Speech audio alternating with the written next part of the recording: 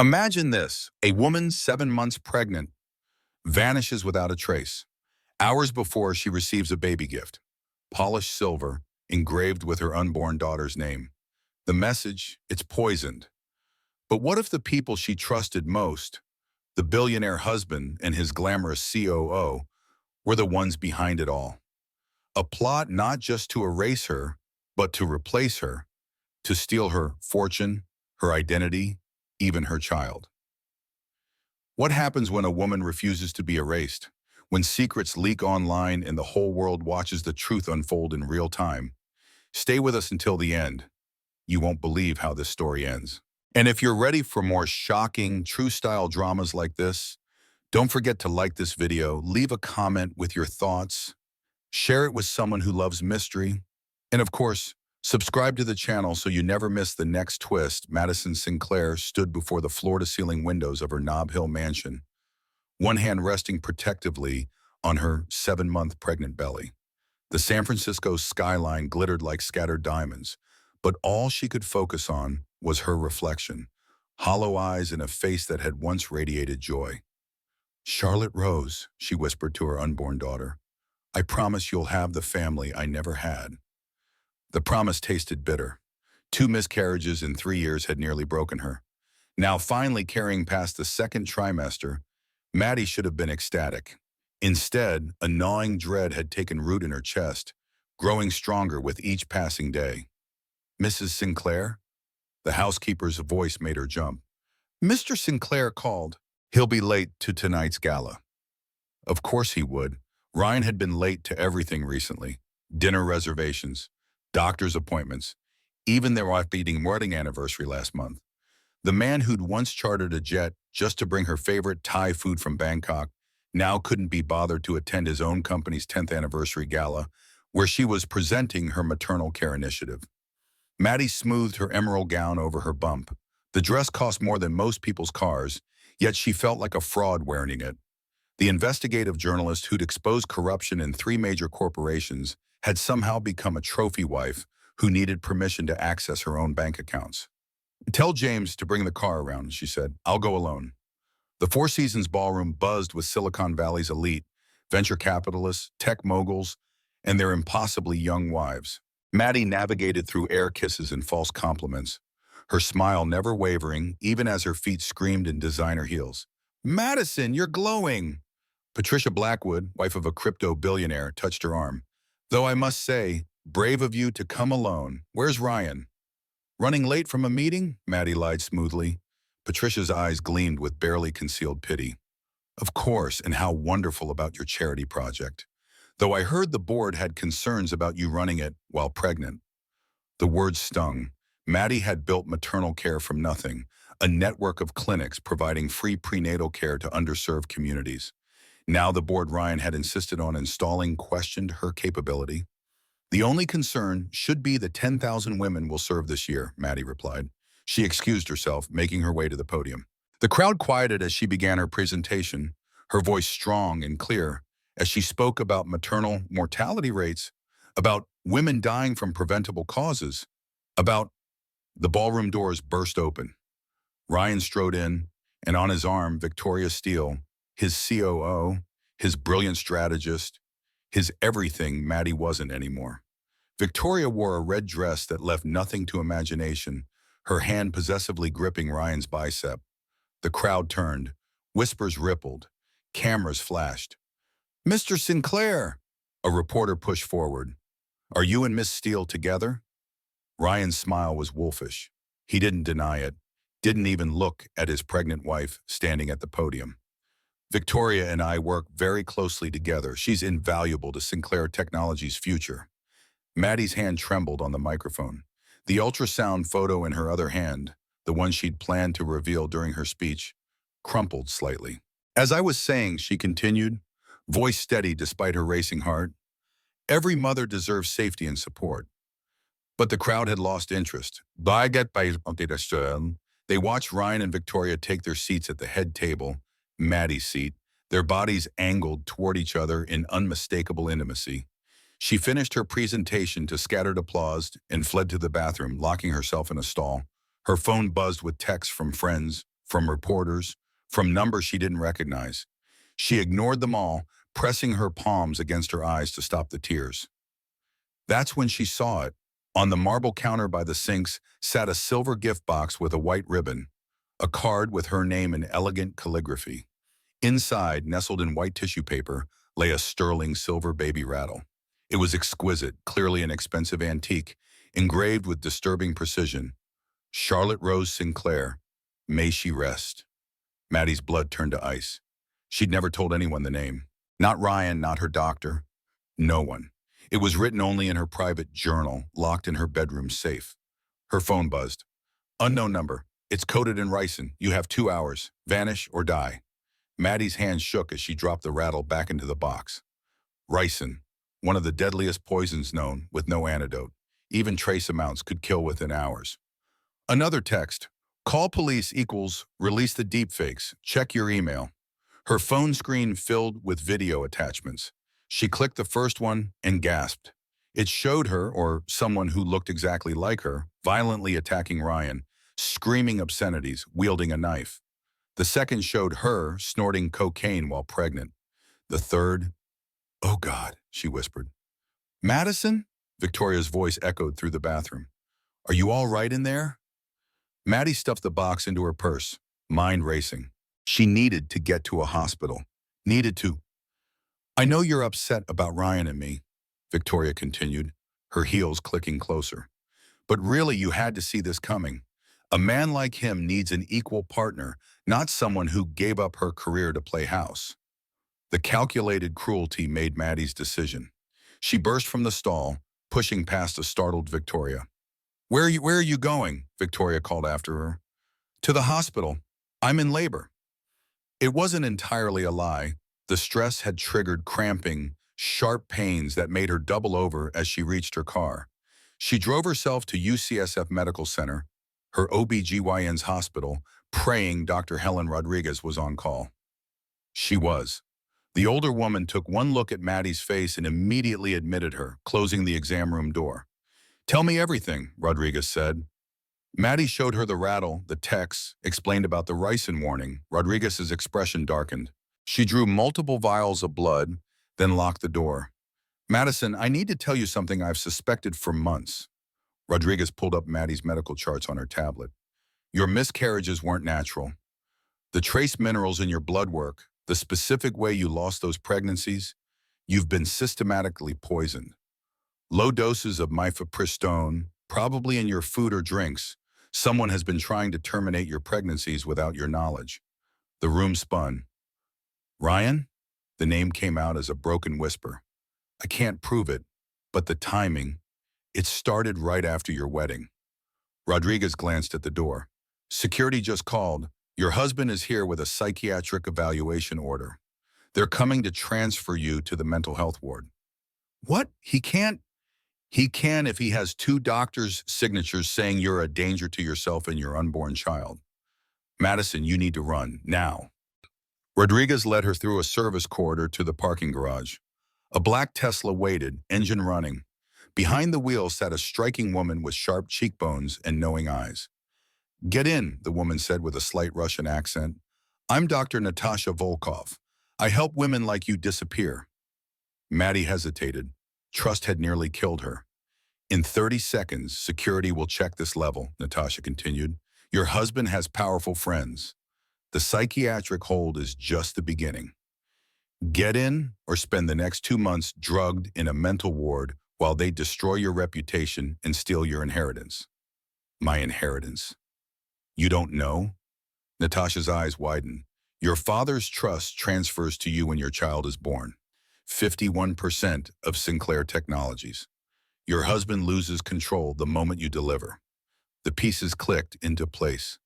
The miscarriages, the psychiatric hold, the poisoned gift. Maddie got in the car. They drove in silence through the city, then across the Bay Bridge. Natasha finally spoke as they entered an abandoned warehouse in Oakland. Welcome to the Erased Wives Club. Inside, the warehouse had been converted into a safe house. Charts covered one wall, photos of women, timelines, financial documents. Maddie recognized several faces from the news, missing socialites, Presumed suicides, tragic accidents. 12 women so far, Natasha explained, all married to wealthy men, all systematically broken down, poisoned, gaslit, institutionalized. Some died, some vanished. The lucky ones found us. This is insane. Is it? Natasha pulled up security footage on a laptop. This is from your home, 3 months ago.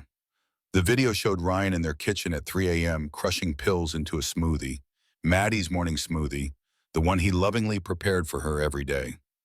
This is from last week. Victoria in Maddie's bedroom practicing her signature, over and over, perfecting every loop and curve. And this is from tonight, an hour ago. Ryan on the phone in his car. Once Charlotte's born, we increase the dose. Postpartum suicide. Perfect. Victoria can comfort me through my grief, and no one questions anything. Maddie ran to a trash can and vomited. Dawn broke through the warehouse windows as Maddie recorded her video testimony. Every detail, every piece of evidence, every moment of her 3-year nightmare. Natasha had coached her through the night on what to say, how to say it, which words would resonate with the public. Don't accuse directly, Natasha instructed. Present facts. Let viewers draw conclusions. The internet loves solving mysteries. Maddie faced the camera one final time. If you're watching this, I've disappeared. Not by choice, but by necessity. I'm 7 months pregnant, and my husband, billionaire Ryan Sinclair, has been slowly poisoning me. This isn't speculation. I have proof. She held up the medical reports, the videos, the bank statements, showing suspicious transfers. My name is Madison Sinclair, and I'm vanishing before they make me disappear permanently. The video would be sent to Marcus Reed, her former editor, on a 72-hour delay, enough time to truly vanish, to become a ghost in the system. Now comes the hard part, Natasha said. We need to stage your disappearance in a way that points to Ryan without being obvious. They drove to Big Sur in a car purchased with cash under a fake name. At a scenic overlook known for suicides, they positioned Maddie's Mercedes at the cliff's edge. Inside, they placed her purse, her phone displaying a drafted suicide note, and the poisoned baby rattle. But the masterstroke was the suicide note itself, written in handwriting that looked like Maddie's, but had subtle tells that matched Ryan's writing patterns.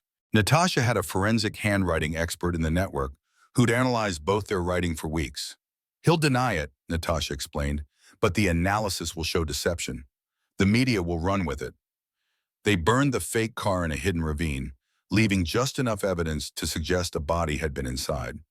Then Maddie ceased to exist. No credit cards, no phone, no digital footprint. She became Sarah Walsh, a pregnant widow staying at a remote cabin in Mendocino County.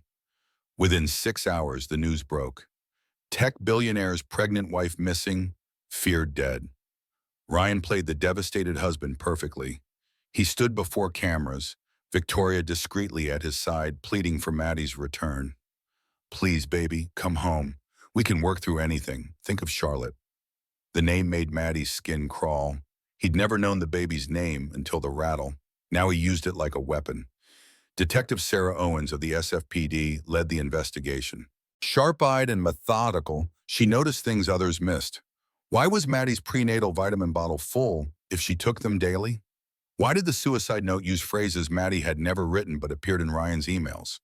Why was Victoria Steele living in the Sinclair mansion within 24 hours of Maddie's disappearance? Meanwhile, Cameron Sinclair watched his father's performance with knowing eyes.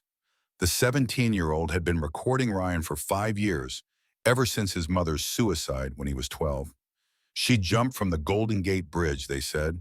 No note, no warning, just like Maddie. But Cameron knew better. He'd heard the arguments, seen the bruises his mother covered with makeup, found the pills hidden in her food.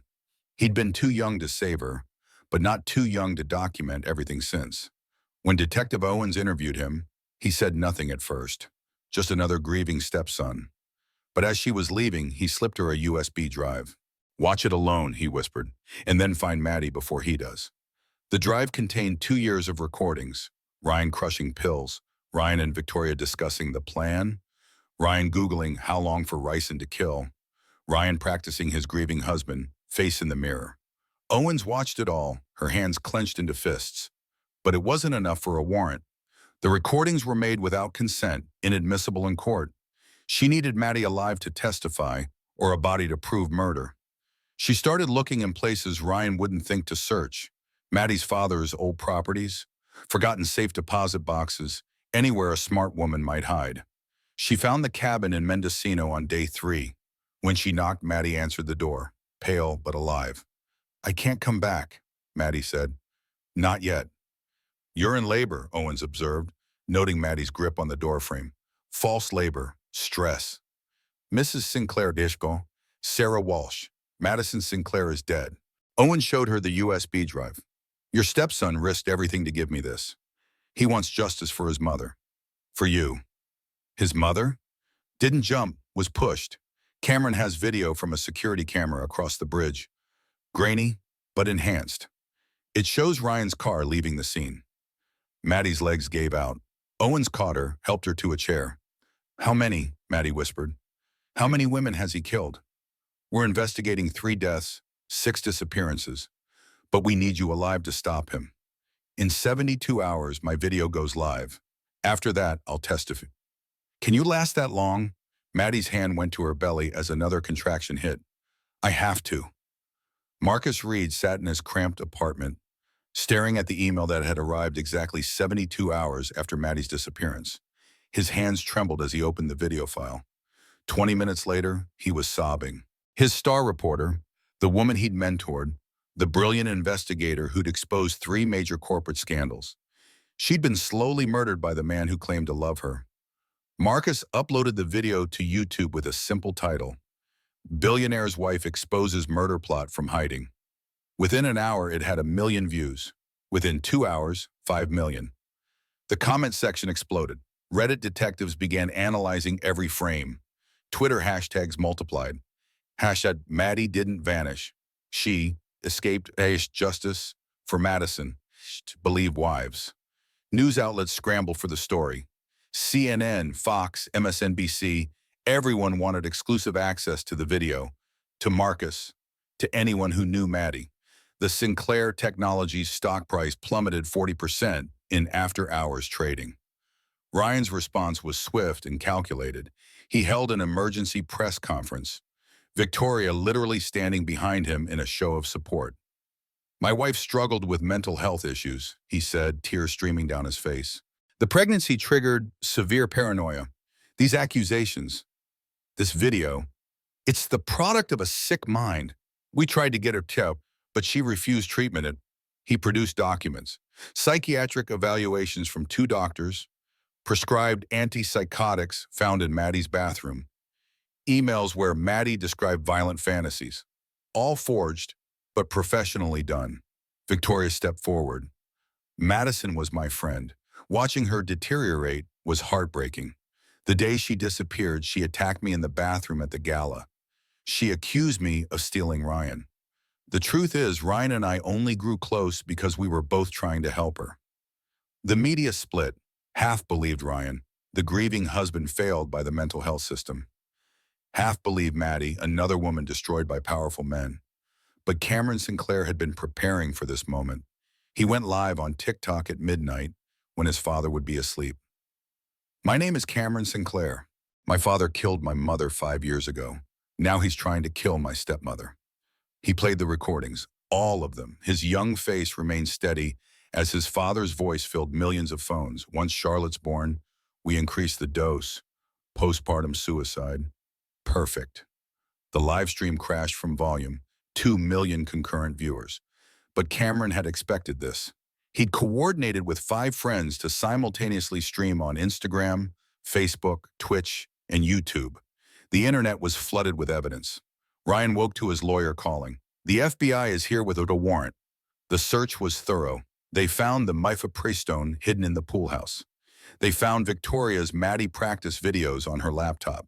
Hours of her mimicking Maddie's voice, walk, mannerisms. They found the deepfake software used to create the attack videos. But they didn't find Maddie.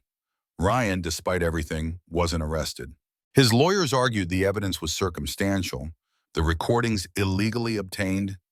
The pills could have been Maddie's. He posted 50 million bail and walked free, though the court ordered him to surrender his passport. Victoria was smarter. She disappeared before the FBI could question her. But she made one mistake. She went to the Mendocino cabin, following a trail of digital breadcrumbs Natasha had deliberately left. What she didn't know was that Natasha's team was waiting. The live stream began at 2 p.m. Pacific time. 500,000 Instagram users watched Victoria break into the cabin, plant evidence, bloody clothes, a weapon, more pills. She narrated as she worked on the phone with someone, making it look like she killed herself here. The body will never be found in these woods. The comments exploded. We see you, murderer. Someone call 911. Where is Maddie? Evil woman. Victoria noticed the hidden camera only when police sirens wailed in the distance. Her face transformed from confident to terrified in seconds. She ran, but the woods were surrounded. The arrest was broadcast live, Victoria screaming, "It was all Ryan. He made me do everything. I'm pregnant with his baby." Ryan, watching from his mansion, threw his phone against the wall. He grabbed his hidden cash, fake passport, and headed for his private jet. But Cameron had anticipated this too. He'd called the FBI the moment his father left the house. The arrest at the airport was spectacular. Ryan tried to run and was tackled on the tarmac and handcuffed in full view of news helicopters. As they dragged him away, he spotted Cameron in the crowd. "You little bastard," he screamed. "You destroyed everything." Cameron's response was calm. "No, Dad, you did that yourself." The stress of watching her husband's arrest on live television triggered real labor. Maddie gripped the sides of the hospital bed, Natasha holding one hand, Dr. Rodriguez the other. "She's coming too fast," Rodriguez said. "We need to do an emergency cesarean." As they wheeled her into surgery, Maddie's phone, a burner Natasha had given her, buzzed with a message from Detective Owens. "Both in custody. You're safe. Time to come back." Charlotte Rose Sinclair entered the world at 7 pounds, 2 ounces, screaming with the fury of someone who'd fought to exist. Maddie held her daughter, tears streaming, whispering apologies and promises. "She's perfect," Rodriguez said. "Despite everything, she's perfect." The next morning, Maddie made a decision. She could stay hidden, let the lawyers handle everything, rebuild her life in shadows. Or she could stand up, face the world, and reclaim her story. She chose to fight. The photo appeared on Marcus's Instagram first. Maddie, exhausted but radiant, holding Charlotte. The caption, "We survived. Tomorrow, we testify." 10 million likes in 1 hour. The comments were a flood of support, celebration, and rage at what had been done to her. Women shared their own stories of pain, of gaslighting, of narrow escapes. The Erased Wives Club gained 50,000 followers overnight. The trial preparation was grueling. Prosecutors had evidence but needed testimony. Maddie provided everything: dates, times, recordings she'd made without realizing their importance. She showed them her journals, documenting the slow poisoning, the gradual isolation, the systematic destruction of her identity. Victoria tried to cut a deal, claiming Ryan had masterminded everything. But prosecutors had her practice videos, her forged signatures, her voice on recordings laughing about playing the grieving widow at Maddie's funeral. The trial date was set. Media from around the world descended on San Francisco. The courtroom was packed every day, overflow rooms set up for the crowds who came to support Maddie. She testified for 3 days. Every detail, every humiliation, every moment of terror. She held Charlotte as she spoke, the baby a living reminder of what Ryan had tried to destroy. "He didn't just want me dead," she said, looking directly at her husband. "He wanted me erased, like I never existed, like our children never existed." "Objection," Ryan's lawyer called. "Prejudicial." Sustained. But the damage was done. The jury had heard the plural. Children. The miscarriages he'd caused. Ryan took the stand on day 5, maintaining his innocence. He painted himself as a concerned husband, a successful man brought down by a vindictive wife. He was convincing, charismatic even, until the prosecutor played Cameron's recordings. The courtroom heard Ryan's voice, clear and cold. "The first wife was practice. Madison is perfect, trusting, isolated, rich. Once Charlotte's born, we increase the dose. Postpartum suicide. No one questions a hormonal woman killing herself and her baby. Ryan's face went white. He looked at Cameron in the gallery, his son's face impassive. You recorded me in my own home? You killed my mother in her own home, Cameron replied. The judge had to call for order as the courtroom erupted. Victoria's testimony sealed their fate. Faced with life in prison, she confessed everything. The identity theft plan, she was going to become Madison, take over her life, her charity, her inheritance. She'd studied for 2 years, perfected every mannerism. Ryan promised me everything, she sobbed. He said Madison was weak, unworthy. He said I deserved her life. The jury deliberated for 2 hours. Ryan Sinclair, guilty, 2 counts attempted murder, conspiracy, fraud, life without parole. Victoria Steele, guilty, attempted murder, identity theft, fraud, 25 years. The pregnancy she'd claimed? Fake, a prosthetic belly found in her apartment. As they led Ryan away, he passed Maddie. This isn't over. Yes, she said quietly, it is. The aftermath of Ryan's conviction rippled through Silicon Valley like an earthquake.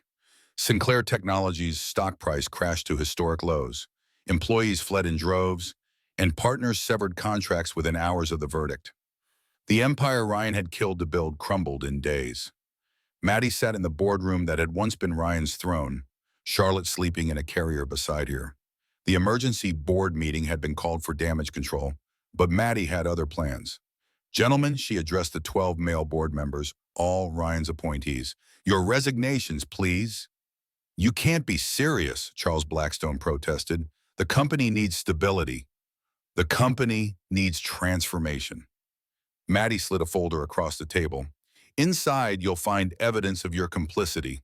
Charles, you signed off on suspicious financial transfers. David, you ignored employee complaints about Ryan's behavior. Michael, you helped cover up the investigation into his first wife's death. The men paled as they read. Resign now with severance and silence agreements or face investigation. Your choice, Hermage. Within an hour, the boardroom was empty except for Maddie, Cameron, and their lawyer. By sunset, Sinclair Technologies had a new board. 7 women, 5 men, and all with spotless records and personal commitments to corporate ethics.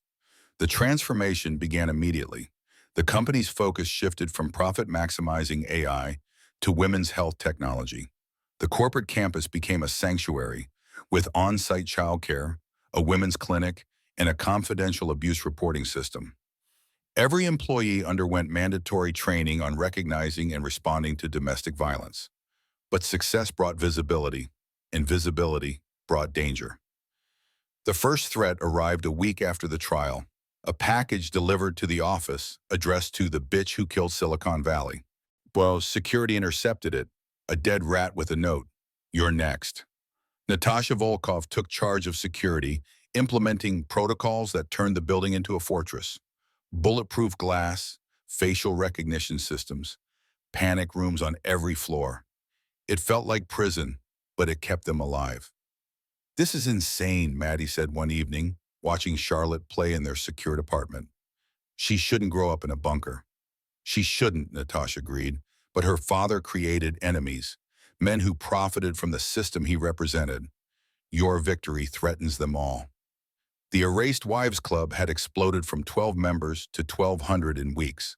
Women from across the country reached out with stories eerily similar to Maddie's. Poisoned food, gaslighting, financial control, staged suicides. A pattern emerged that horrified even seasoned investigators. Detective Sarah Owens, now leading a federal task force, discovered the darkest truth. It's a network, she told Maddie during a secure video call. Rich men sharing techniques, recommending doctors who will falsify psychiatric evaluations, lawyers who will forge documents. They call themselves the controllers. The name made Maddie's skin crawl. How many? At least 200 that we've identified, possibly thousands nationwide. The revelation changed everything. This wasn't about one evil man. It was about a system designed to erase inconvenient women. Maddie's survival hadn't just threatened Ryan, it threatened them all. Cameron threw himself into the investigation with the dedication of someone seeking redemption for failing to save his mother. At 18, he had the technical skills of someone twice his age and the motivation of someone with nothing left to lose. He hacked into private servers, recovered deleted communications, and built a database that mapped the controller's network. "Look at this," he showed Maddie one night, his laptop displaying a web of connections. They have annual meetings, conferences disguised as investment summits where they share marriage management strategies. The next conference was in 3 weeks. Aspen, 200 of America's wealthiest men gathering to discuss how to control, manipulate, and eliminate their wives. "We need someone inside," Owen said during their strategy meeting. "I'll go," Cameron volunteered immediately. "Absolutely not," Maddie protested. "You're barely 18. I'm Ryan Sinclair's son. They'll welcome me, thinking I'm continuing his legacy." His eyes were hard. "Let me do this. For Mom, for you, for Charlotte." The plan was dangerous but necessary. Cameron would attend the conference wearing a wire, gathering evidence of conspiracy. FBI agents would be stationed throughout Aspen, ready to move when they had enough. Meanwhile, Maddie focused on the foundation. The Jennifer Sinclair Foundation officially launched with a gala that deliberately mirrored the one where her humiliation began. Same ballroom, same time, but everything else was different. Survivors spoke instead of socialites. Doctors presented research on medical abuse. Lawyers explained new legislation protecting victims. The room that had once celebrated Ryan's empire now celebrated its destruction. "2 years ago, I stood at this podium, 7 months pregnant and terrified," Maddie addressed the crowd. "My husband had just humiliated me publicly, and hours later, someone tried to poison me and my unborn child. Tonight, I stand here free, alive, and holding the daughter they tried to erase." Charlotte, now 6 months old, gurgled in her arms, drawing warm laughter from the audience. "But I'm not unique. Every woman in this room has a story. Every woman watching has felt fear. The question isn't whether you've been controlled, it's whether you've recognized it."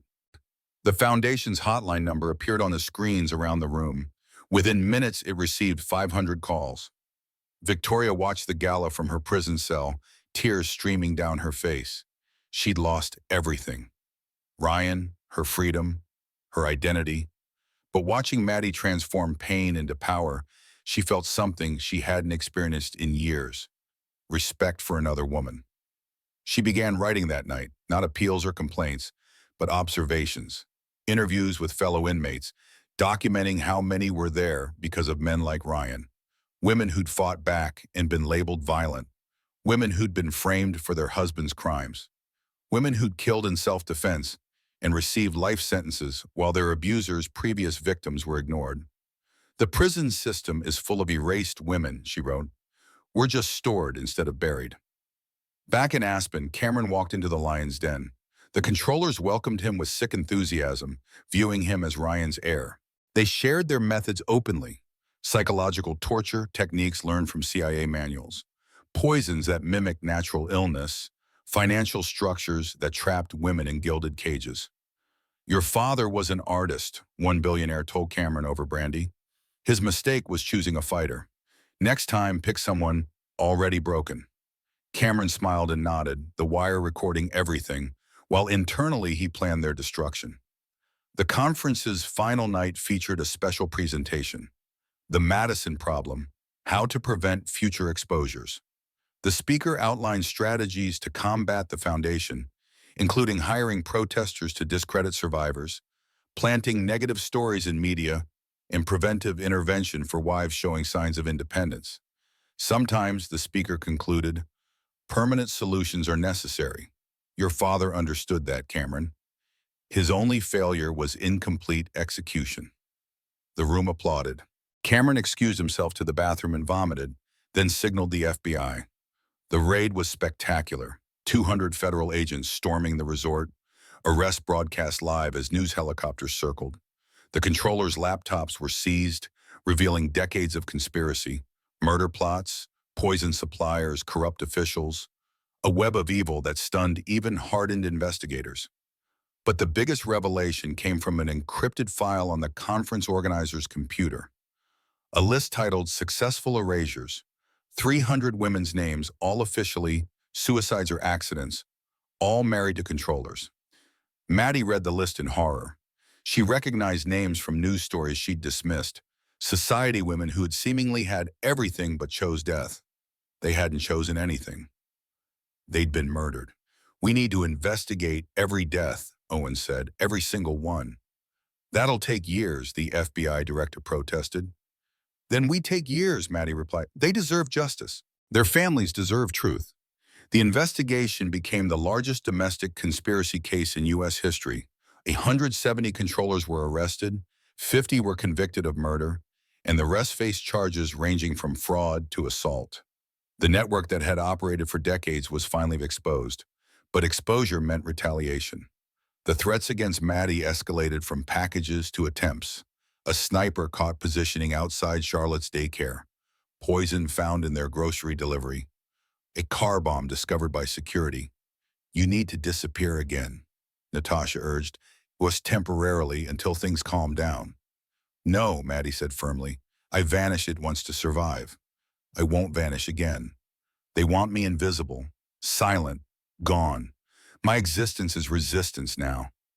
Instead, she went fully public. Daily press conferences, constant social media presence, interviews with anyone who'd listen.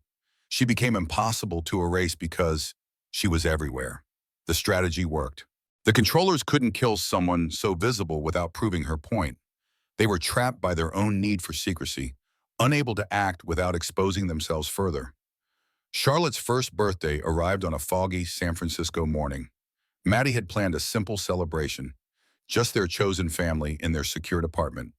But the universe had other plans. That morning, news broke that would change everything. Victoria Steele had been attacked in prison, stabbed by another inmate who claimed Victoria had stolen her man. She survived, barely, and from her hospital bed made a request that shocked everyone. She wanted to testify for the foundation. "I have information," Victoria told the prosecutor through bloodied lips, "about other victims, other controllers. Things Ryan told me thinking I was his accomplice." Maddie stood outside the hospital room watching through reinforced glass as Victoria spoke. The woman who tried to steal her life now looked small, broken, her designer ambitions replaced by prison-gray reality. "Let her testify," Maddie told Owens. "Everyone deserves a chance at a redemption." Victoria's testimony revealed a shadow network even darker than imagined. The controllers had international connections, wealthy men across the globe sharing resources. They had doctors in 12 countries who'd perfected undetectable poisons. They had a fund specifically for hiring hitmen, disguised as a venture capital firm. "Ryan wasn't even the worst," Victoria said, her voice hollow. "There's a man in Switzerland who's killed 6 wives. Each death made him richer. The authorities know but can't prove anything because he owns the authorities." The revelation sparked international investigation. Interpol got involved. The UN established a task force. What had started as one woman's escape had become a global reckoning. Meanwhile, Cameron had been accepted early admission to MIT, but deferred to focus on the Foundation's technology division. He developed an app that looked like a period tracker, but was actually a sophisticated evidence-gathering system. It recorded audio secretly, backed up texts and emails to secure servers, and could send emergency signals that looked like routine notifications. "I call it Phoenix," he explained to the board, "because it helps women rise from ashes." The app was downloaded 1 million times in its first week. Within a month, it had gathered evidence leading to 300 arrests. The controllers tried to have it banned, claiming privacy violations, but public pressure kept it active. Dr. Helen Rodriguez had made her own discovery. Analyzing blood samples from victims, she'd identified a signature: specific mineral imbalances that indicated systematic poisoning. She could now test any woman and determine if she'd been exposed to common toxins used by controllers. "We can prove historic poisoning going back years," she told Maddie excitedly. "Cold cases can be reopened. Suicides can be reclassified as murders." The medical breakthrough led to the exhumation of dozens of bodies. Ryan's first wife, Jennifer, was among them. The results were definitive. She'd been poisoned with thallium for months before her death. The suicide from the Golden Gate Bridge had been murder. The jump forced after she was already dying. Cameron handled the news with eerie calm. "I always knew," he said simply. Now everyone else knows too. The foundation grew exponentially. What had started in one building now occupied 10. The staff expanded from 12 to 1,200. The budget went from Maddie's divorce settlement to $100 million federal grants. Marcus Reed produced a documentary series about the survivors. Each episode featured a different woman's escape, their story of recognizing abuse, planning vanishing, and ultimately reappearing. The series won every major award and, more importantly, inspired thousands of women to seek help. "You saved my life," one woman told Maddie at a foundation event. "I saw your story and recognized my own. My husband had been poisoning me for 2 years. I thought I was going crazy, developing allergies, becoming weak. Your story made me get tested. Arsenic. He'd been putting it in my morning coffee." Stories like this arrived daily. Women who'd thought they were paranoid discovering they were poisoned. Women who'd been gaslit into doubting their sanity finding evidence of elaborate deception. Women who'd been isolated reconnecting with families their husbands had turned against them. But the most powerful stories came from the children. Cameron started a support group for children of controllers. They met weekly in a secured room at the foundation, sharing experiences that would horrify most people, but that they all recognize as normal. "My dad used to practice his grief face in the mirror," one teenager shared. "For when my mom finally did everyone a favor and died." "Mine had a countdown calendar," another added, "days until the insurance policy matured." Cameron listened to them all, then shared his own story, how he'd watched his mother fade, documenting everything but feeling powerless to stop it. How he'd lived with his father for 5 more years, gathering evidence, waiting for the chance to expose him. "The guilt almost killed me," he admitted. Survivor's guilt is real, but therapy helps. Talking helps. Fighting back helps. The group grew from 6 members to 60 to 600.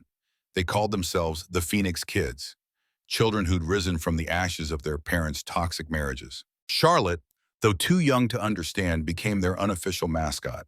She attended meetings in her carrier, gurgling and laughing, reminding everyone that new life could emerge from tragedy. Natasha Volkov expanded the Erased Wives Club internationally. Safe houses opened in 50 cities across 20 countries. Each was staffed by survivors who understood the specific challenges of escaping wealthy, powerful men. "Rich abuse is different," Natasha explained to new volunteers. "These men have resources, private investigators, legal teams, financial control. Traditional shelters aren't equipped. We are." The safe houses were fortresses disguised as spas, wellness centers, or private clinics. Women could disappear into them and emerge with new identities if needed, complete with documentation, work history, and even plastic surgery in extreme cases. One house in Los Angeles became famous for its extreme makeover program, not just changing appearances but entire identities. Women entered as victims and left as entirely new people, their old selves officially dead, while they lived on under new names. "It's witness protection for domestic violence," the program director explained. "Sometimes the only way to escape is to cease existing entirely." But Maddie pushed for something more. "Hiding isn't winning," she argued at a board meeting. "We need to change the world so women don't need to vanish." The foundation launched a legislative campaign. Madison's Law was introduced in Congress, making systematic poisoning a federal crime with mandatory life sentences, requiring hospitals to test for toxins in suspicious cases, and creating a national database of domestic abusers. The controllers fought back hard. They hired lobbyists, funded opposition campaigns, and spread disinformation about hysteria and witch hunts. They claimed successful men were being targeted by bitter ex-wives, that the foundation was destroying American business. Then Charlotte spoke her first word. It happened during a live interview Maddie was giving from home. Charlotte, playing on the floor, looked directly at the camera and said clearly, "No, Tin, just no." The clip went viral instantly. Memes spread, a baby girl's first word being the refusal her mother had been denied. "Charlotte says no" became a rallying cry. The opposition crumbled under the weight of public sentiment. Madison's Law passed the House 380-45. The Senate vote was closer, 67-30, but it passed. President Harrison signed it in the Rose Garden with Maddie and Charlotte present. "Today," the president said, We say no to controllers, no to erasure, no to silence. Today we say yes to life. As they left the White House, Maddie's phone buzzed with a message that made her blood run cold. It was from a blocked number, just 4 words. Ryan has a plan. But Ryan was in solitary confinement on death row. What plan could he possibly have? The answer came in the form of a letter delivered not to Maddie but to Charlotte on her first birthday. It had been mailed months earlier, timed to arrive exactly on this date. The return address was San Quentin State Prison.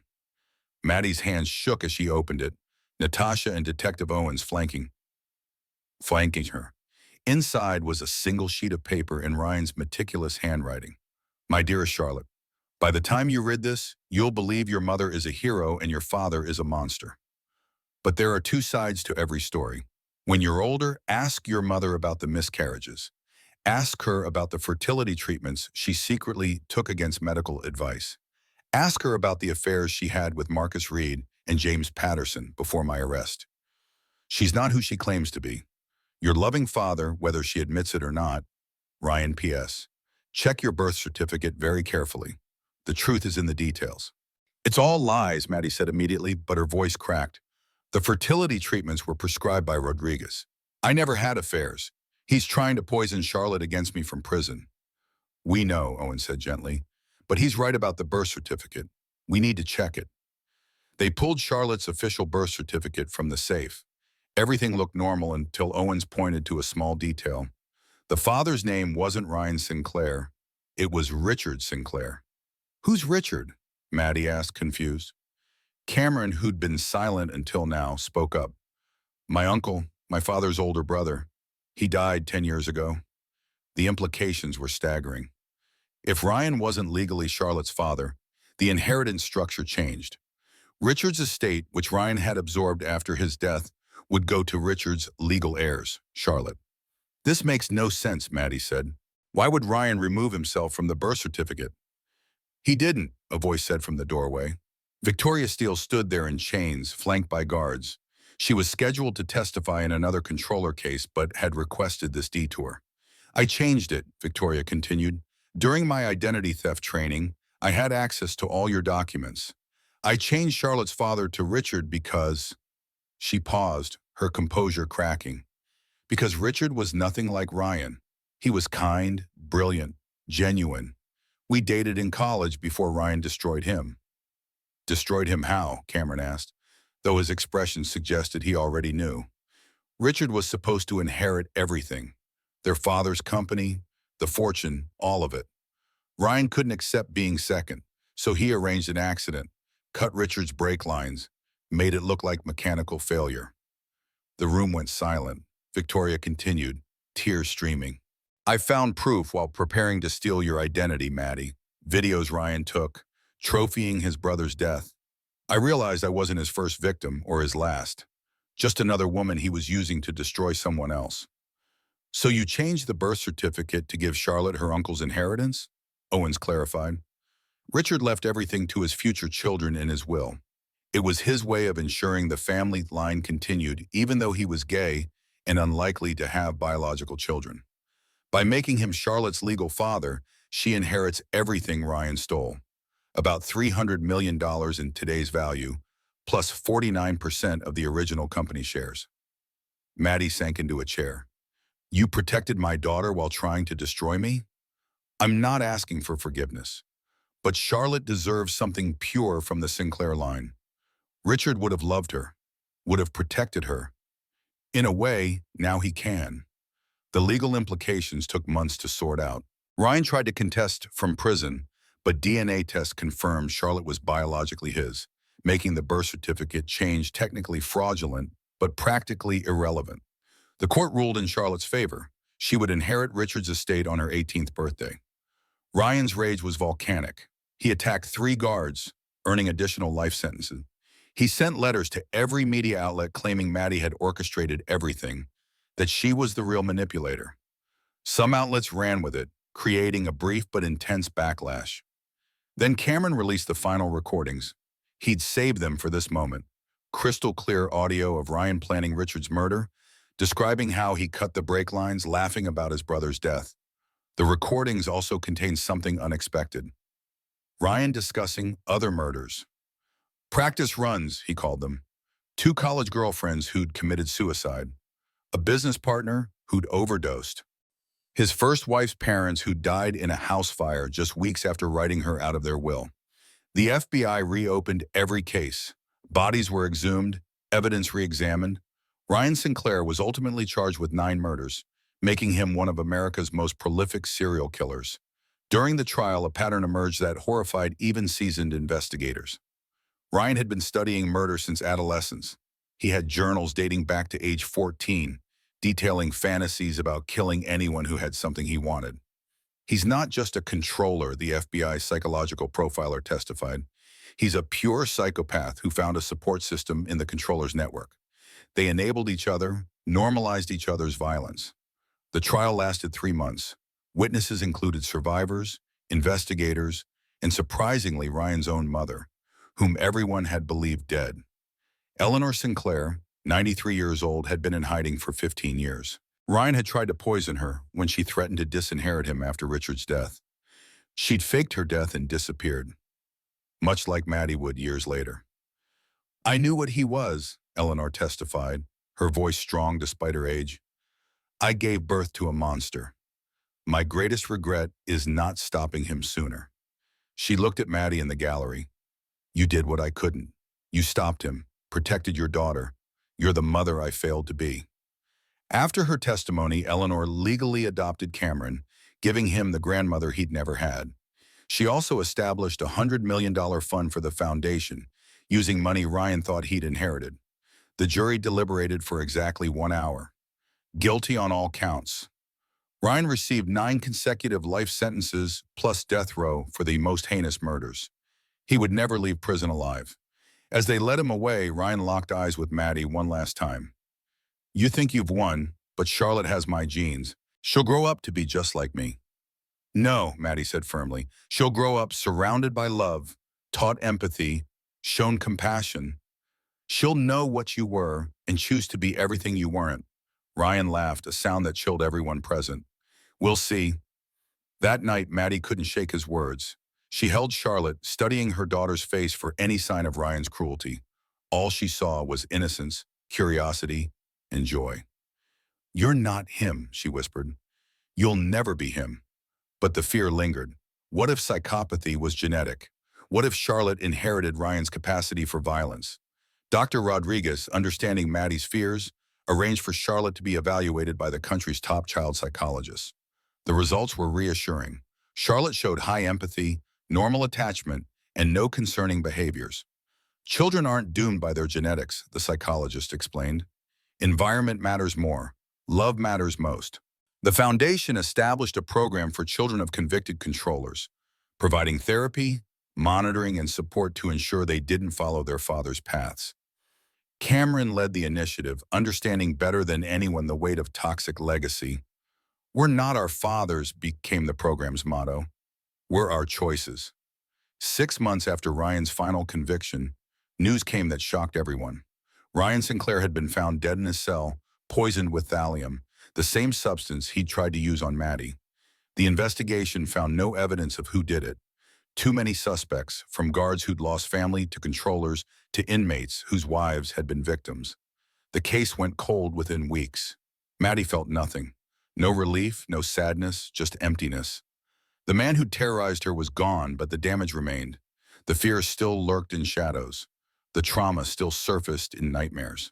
It's not over just because he's dead, Natasha told her. Healing takes longer than harm.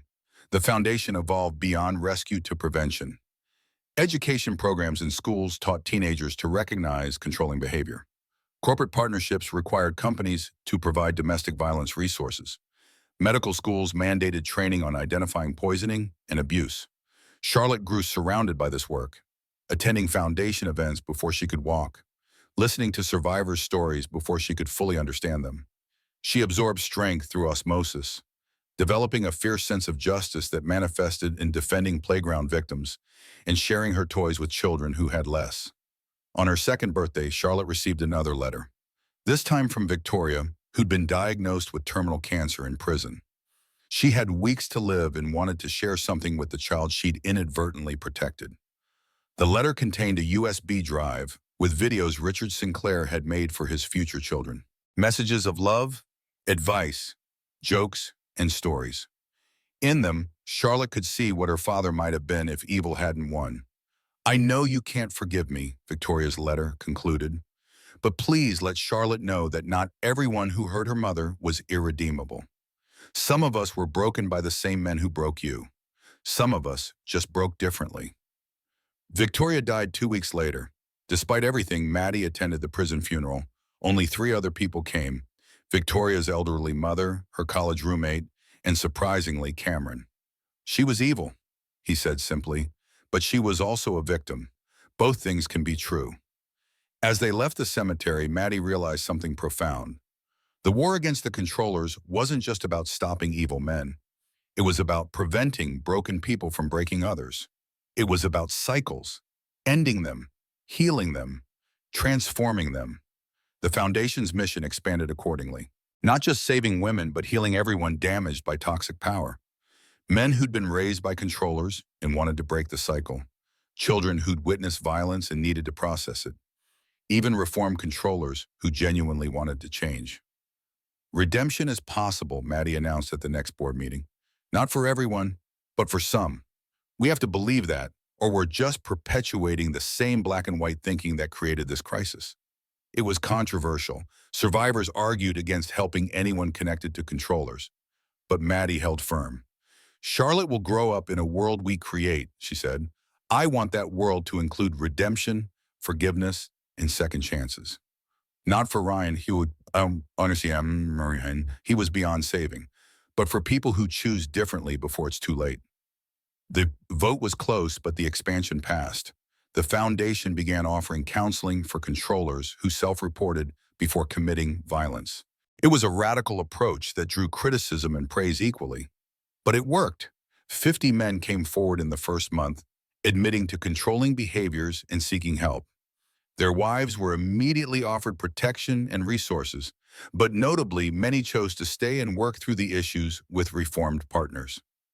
"Not every controller is Ryan Sinclair," one wife explained. "Some are just damaged men repeating patterns they learned.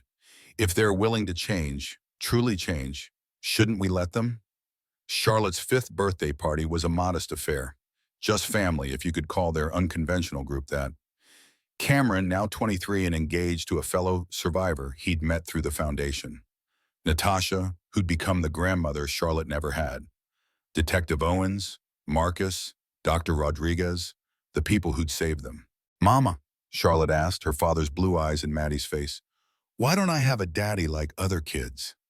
Maddie had prepared for this moment, practiced the words, but Cameron spoke first. "You do have a daddy," he said gently, "but he was sick in his mind. He hurt people, including your mom. So he had to go away forever to keep everyone safe." Charlotte considered this with 5-year-old seriousness. "Like a timeout?" "The biggest timeout ever," Cameron agreed. That night, after Charlotte slept, a news alert flashed on Maddie's phone. San Quentin death row inmate Ryan Sinclair found dead in cell. The details emerged slowly. Poisoning. Someone had put thallium in his food, the same poison he'd tried to use on Maddie. The investigation found no evidence of who did it. Too many suspects, from guards to inmates to victims' families. Maddie felt nothing. No joy, no sadness, just a hollow acknowledgement that a chapter had closed. She called Cameron. "I know," he said before she could speak. "I'm okay. He's been dead to me for years." The funeral was attended by 3 people: Ryan's lawyer, a reporter, and surprisingly, Victoria via video link from prison. She read a statement. "Ryan Sinclair died as he lived, poisoned by his own cruelty. May his victims find peace." The Foundation received an anonymous donation that day. $50 million with a simple note: "For the women still fighting." Maddie knew who sent it. One of the wives from the club, now remarried to someone kind, someone real. They all kept in touch. A network of shadows turned to light. Life continued. Charlotte started kindergarten at a normal school. The threats had finally stopped. Maddie began dating for the first time since Ryan, tentatively, carefully. A pediatrician from the foundation who made her laugh and never once tried to control her. The foundation grew. 1,000 locations worldwide. 1 million women helped. Laws changed. Society shifted. The world became marginally safer for women trapped by dangerous men. 10 years had passed since the night Maddie vanished. Charlotte, now 15, stood before the same podium at the renamed Jennifer Sinclair Foundation, speaking at the annual Survivors Gala. "My name is Charlotte Rose Sinclair Walsh," she began, having chosen to add her mother's maiden name. "I exist because my mother refused to disappear." The audience, 3,000 survivors and supporters, listened intently. Charlotte had her father's sharp intelligence, but her mother's heart, using both to become the foundation's youngest board member. "People ask if I'm angry about my father, if I wish things were different. The truth is, I'm grateful. Grateful my mother survived.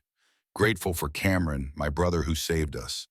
Grateful for every woman in this room who refused to vanish." Maddie watched from the side, tears streaming. Beside her stood her husband of 3 years, Dr. James Patterson, the pediatrician who'd courted her with patience and proven himself with consistency. Their son, 2-year-old Marcus, slept in her arms. Cameron, now 33 and CEO of the foundation, had expanded their work beyond rescue to prevention. Every high school in America now taught a course on recognizing abuse patterns. The curriculum, called Charlotte's Choice, had prevented an estimated 10,000 abusive relationships from forming. Victoria Steele had been released after serving 8 years. She'd earned a psychology degree in prison and now counseled inmates about to re-enter society. She'd requested no contact with Maddie, respecting boundaries, but sent Charlotte a letter on each birthday. Never opened, but never thrown away. Detective Owens had passed away the previous year, cancer taking what violence couldn't. Her funeral filled a cathedral, hundreds of women whose cases she'd solved coming to pay respects. She'd left everything to the foundation, including her case files, a roadmap for future investigators. Natasha Volkov, now 70, ran an international network spanning 50 countries. The Erased Wives Club had evolved into the Phoenix Network, helping anyone escape abuse regardless of gender or circumstance. Their extraction teams had performed over 10,000 rescues without losing a single person. Marcus Reed had written 12 books about survivors, donating all proceeds. His work had changed public perception, making domestic abuse a mainstream concern rather than a private shame. He'd never won another Pulitzer and didn't care. He'd found something better than prizes. Dr. Rodriguez, at 77, still practiced medicine, training a new generation to recognize signs others missed. Her protocols had become global standard, taught in every medical school. She'd saved thousands without ever throwing a punch or firing a gun. "My mother asked me what I wanted for my birthday," Charlotte continued at the podium. "I want every woman watching this to know, you're not crazy, you're not overreacting. If something feels wrong, it probably is. And if you need to vanish to survive, we'll help you reappear." The foundation's hotline number flashed on screens around the room. Within minutes, it would receive 300 calls. Each one would be answered. Every woman believed, all help provided. After Charlotte's speech, the family gathered for their private tradition. Every year on the anniversary of Maddie's vanishing, they visited a different beach, throwing flowers into the ocean for the women who didn't make it. This year, they stood on the cliffs of Big Sur, near where Maddie had staged her disappearance.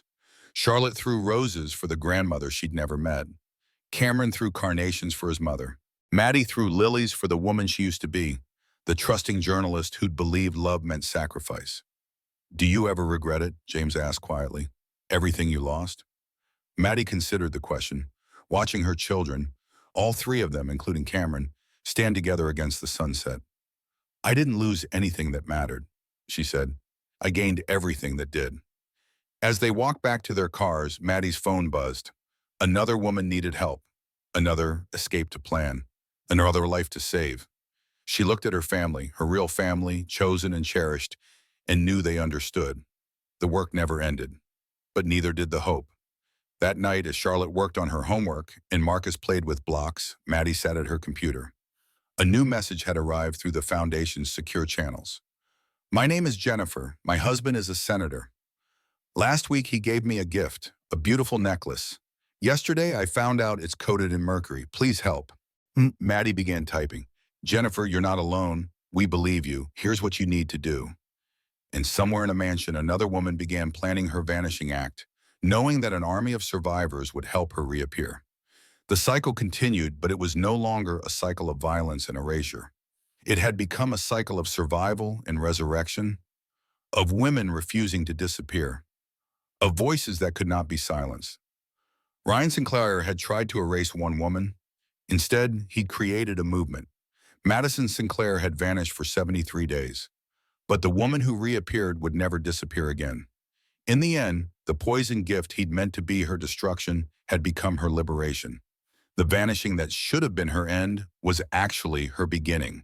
And the millionaire who'd plotted with his mistress to steal everything had lost the only thing that truly mattered, the power to make women disappear. 5 years later, Charlotte Sinclair Walsh, now 20, stood before Congress, the youngest person ever to testify before the Judiciary Committee. Senators, she began, her mother's strength in her voice. 5 million women have used our services. 5 million women who were poisoned, beaten, gaslit, erased. This isn't a women's issue.